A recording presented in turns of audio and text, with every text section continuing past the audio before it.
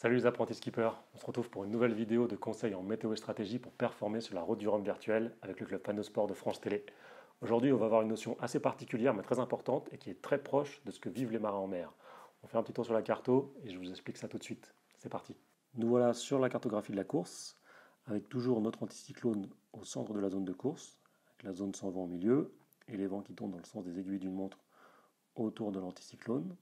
On remarque également plutôt sur le nord-ouest de la zone de course, une discontinuité avec le vent qui change vraiment de direction de part et d'autre de la discontinuité. Ça, c'est un front, ce qu'on a vu dans une des premières vidéos sur la stratégie.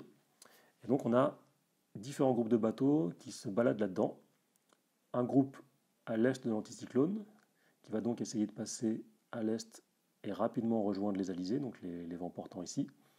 Un groupe qui est en train de batailler avec le front, qui va essayer sans doute de récupérer le vent de nord-ouest derrière le front, pour ensuite glisser vers l'arc antillais, et des bateaux sur une option intermédiaire proche du centre de l'anticyclone, qui est sans doute une option intéressante. Et on verra dans quelques jours quelle option est gagnante et quel bateau arrive à se rapprocher le plus rapidement possible de la Guadeloupe. On va maintenant parler d'une notion importante pour piloter son bateau. La première situation à bien distinguer de l'autre, c'est quand on a le bateau, comme par exemple Justine ici, ou qui on peut zoner encore dans cette situation, Thomas ici, ils ont le vent qui vient de travers. Le vent qui vient de travers, très bien.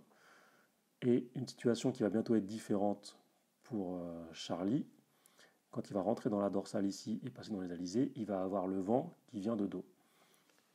Ce qui est important, c'est de comprendre que lorsqu'on a le vent de dos, ça ne marche pas en bateau. C'est un peu comme lorsqu'on a le vent de face. Et donc, il y a deux manières de piloter son bateau un peu différentes lorsqu'on a le vent de travers ou lorsqu'on est dans une situation où on a le vent de face ou le vent de dos.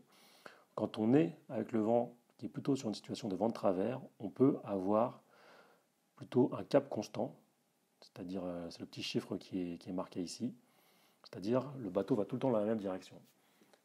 C'est-à-dire que si le vent change un petit peu en direction, c'est pas si grave, le bateau va plutôt toujours garder une bonne vitesse.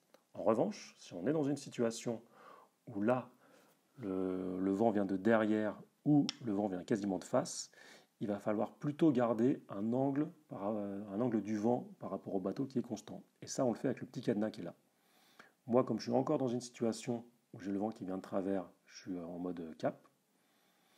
Mais si j'arrive dans une situation où j'ai le vent qui vient de derrière, ce qui sera le cas un peu plus tard, il faudra que j'active le petit cadenas ici, voilà, pour passer en mode angle par rapport au vent. Et pour savoir quel angle exactement est le plus efficace pour descendre dans le vent ou pour remonter le vent, c'est indiqué dans ce graphique ici. C'est les petits chiffres qu'on voit ici, Best VMG. Le chiffre là, 50 degrés, c'est le chiffre qui indique le meilleur angle pour remonter au vent. Et le chiffre en dessous là, 135, c'est le chiffre qui indique le meilleur angle pour aller plutôt dans le sens du vent. Donc voilà, donc c'est bien deux situations différentes à distinguer. Soit on est avec le vent plutôt de travers et à ce moment-là on fait plutôt un cap constant, soit on est plutôt à remonter le vent ou à descendre dans le vent et à ce moment-là on essaye de garder un angle constant par rapport au vent. Et c'est exactement ce que font les marins en mer, c'est-à-dire que pour piloter leur bateau, ils ont soit un mode compas, ce qu'ils appellent ça, le bateau va toujours dans la même direction, soit ils ont un mode vent pour garder l'angle constant par rapport au vent. À une notion différente près, c'est qu'en fait, eux, ils doivent régler leur voile. Et donc, du coup, ils ont tendance à utiliser un tout petit peu plus le mode vent que le mode compas, que pour nous dans le jeu. Voilà pour cette petite notion très importante de comment piloter le bateau, soit en mode cap, soit en mode vent, donc avec soit le cap constant ici, soit l'angle constant avec le vent avec le petit cadenas.